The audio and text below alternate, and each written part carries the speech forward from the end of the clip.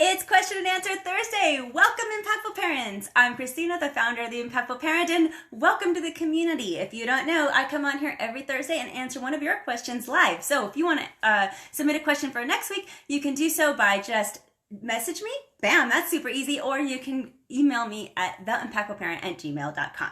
Today we're going to talk about tips for school at home because, yeah, it's September now. We are all starting school. And let's admit it, this all just kind of sucks. So let's give you some amazing tips that are going to help make your life a little bit easier if you have to do school at home. And let's say you got the advantage of taking your kids all the way back to school and now they're not actually doing school at home with you, but instead they're in school really. Well, I still suggest you watch this video because I'm a big advocate for be prepared before it happens. And we don't know when the schools are going to shut down and if we have to do school at home again. So great video just to keep on hand. Along with this video, I'm actually giving a free PDF that's going to go over not only all the things that I'm going to suggest today, including some amazing websites for children that have learning differences that are really going to help you and your child, especially your child, with learning differences, do school at home. So not only am I going to give you that today in this video, but they'll be in the PDF. Plus, the PDF has more than what I can say today because you know I'm long-winded on these question and answer Thursdays, and this one, I can't even fit it all in. As a teacher for over 20 years, there are so many tips I can give you. I would be going on forever. So instead I created this PDF right here. It's called School at Home Tips and Resources. And you can get that at theimpactfulparent.com/school at home. And I'll make sure I leave the link down below. So let's get started. All right. So let's get going. All right. The first thing is in this first PDF, I actually say, let's get started, things to help you set up. And the one thing I'm going to mention in this first page is that children thrive off routine.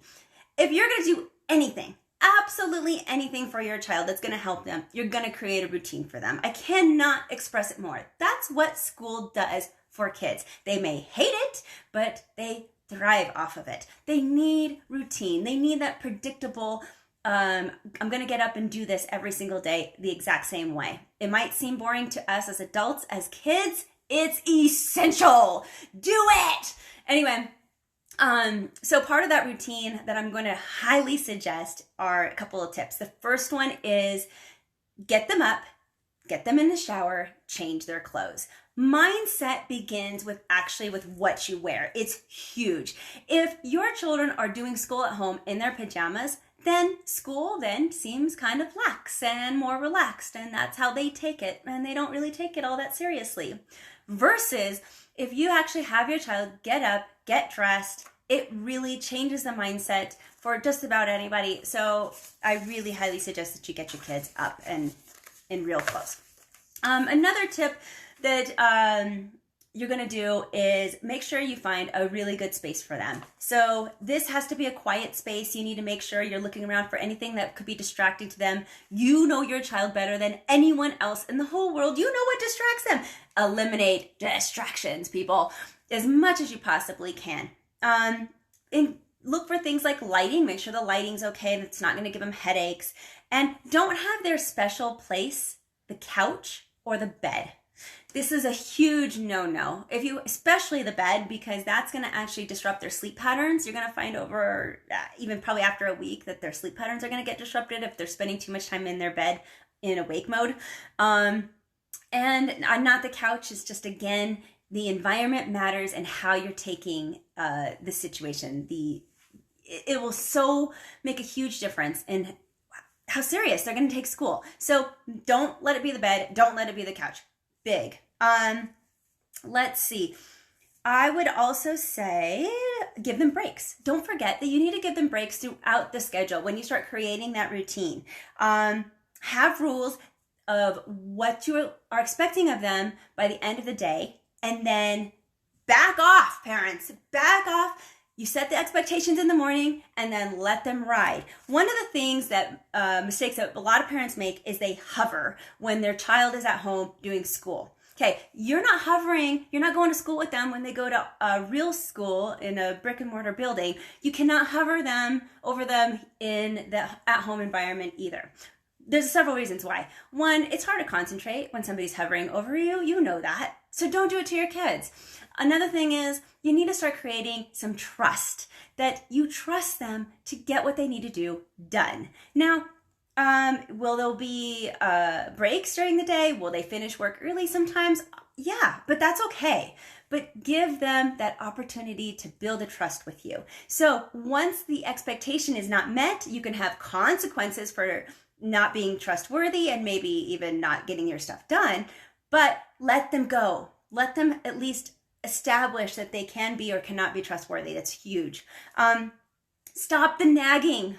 Let them do it. Super important. Give rewards when you see them dedicated in their work. This is huge too, because if you see them working really hard, yeah, reward them, whether it's they get to pick dessert later on that day, or maybe they get 15 more extra minutes on electronics because you saw how hard they were working. Those are great rewards for kids. Let's see. If they have really big projects that are due, you can completely help your child with school. So I'm not saying don't help them when they ask for help, or if you see that they're daunted in anything that's going on, because a lot of what they're going to be given is going to be daunted. And again, I'm going to give you some resources to help your child out so you can be a little bit more hands-off here toward the end of the video. But actually let them come to you, or if you see that they're daunted, it's okay to help them, especially if they have a big project. Break it up for them into smaller chunks. So if you have a child with ADHD or somebody who just gets overwhelmed, super sensitive child, then breaking them up into little smaller chunks so they can achieve one chunk and then achieve another and then achieve another is really rewarding for a child, and you can help them do that. Remember that you are not homeschooling. Most of us are not homeschooling, but you are having school at home. That's a big difference. So let the teachers guide their way in what you're doing at home. Okay, so again, free PDF, it's coming with this video, and the next page that I'm going to go into, it says tips for setting up school at home. One of the big tips I'm going to give you today is use when and then statements. It is huge for a child, because if when and then means when you finish your work, then you will get extra time on your electronics. Or when you finish your math, then you can have a break. It stops you from sounding nagging. It stops you from being a dictator and saying, get your work done. And it also assumes and gives them into a mindset that, okay, yeah, I am going to get my math done, and then I am going to go do that.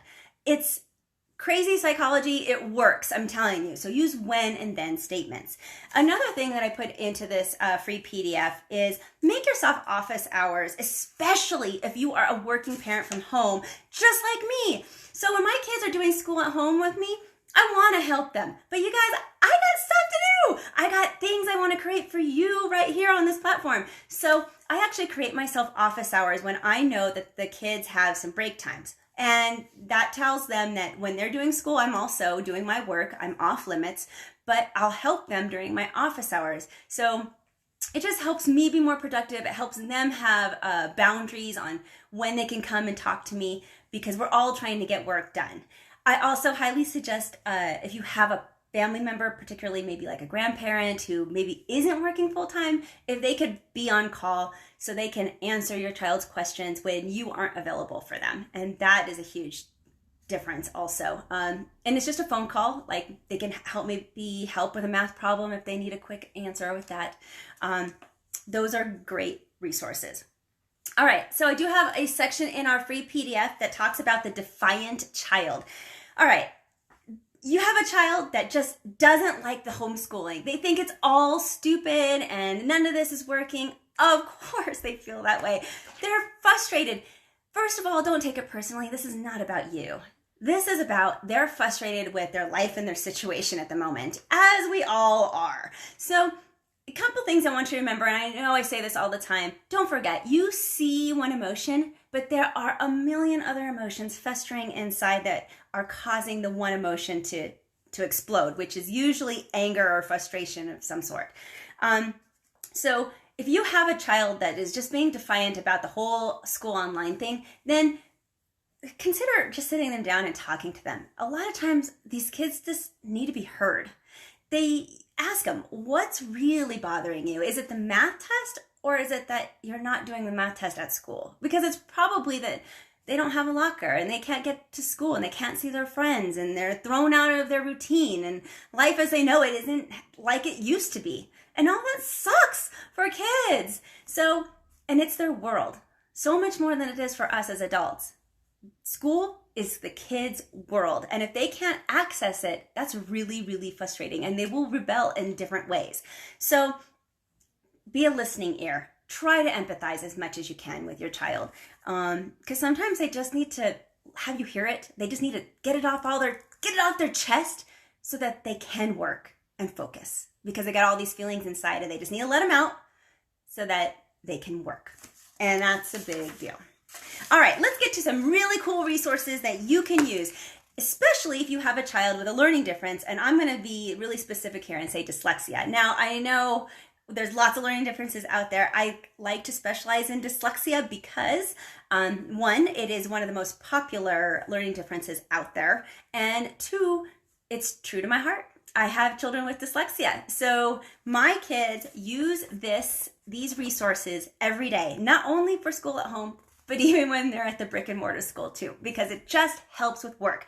And before I give you all these, and yes, they're all in this PDF that you're gonna have with this video, I want you to know I'm not getting any kickbacks or any representation for any of these websites. I am a parent talking to you, another parent, saying, this is what works for my family, and I want to share it with you. So it might be able to help your children and make your life a little bit easier, okay?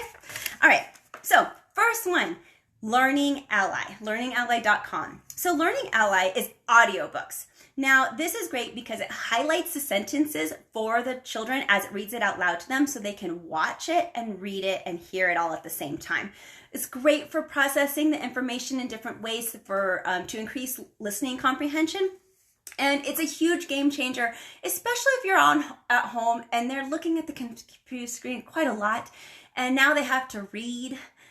Yeah, sometimes they just want to sit and listen instead. Like it's exhausting looking at a computer screen all day long. So maybe they just want to hear the book instead. I highly suggest learningally.com. And what's great about Learning Ally versus some of the other audio, like Audible and other reading out loud resources, is that they have textbooks too that read them out loud. So that's a big difference.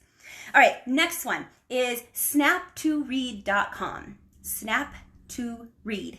All right, Snap2read reads websites out loud so that anything that compares on your computer screen. So this is huge, especially if you have a younger child, because younger children now, if you're doing school at home, a lot of their stuff is written. And if you have a not so proficient reader, this will read whatever's on their computer screen out loud to them.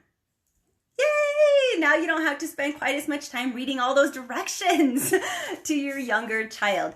Huge game changer for Snap and Read. All right, the next one is called Shmoop.com. It's SHMOOP. Now, Shmoop provides lots of different resources for parents and teachers, and math drills for extra help. It helps your child write better essays by giving them writing guides.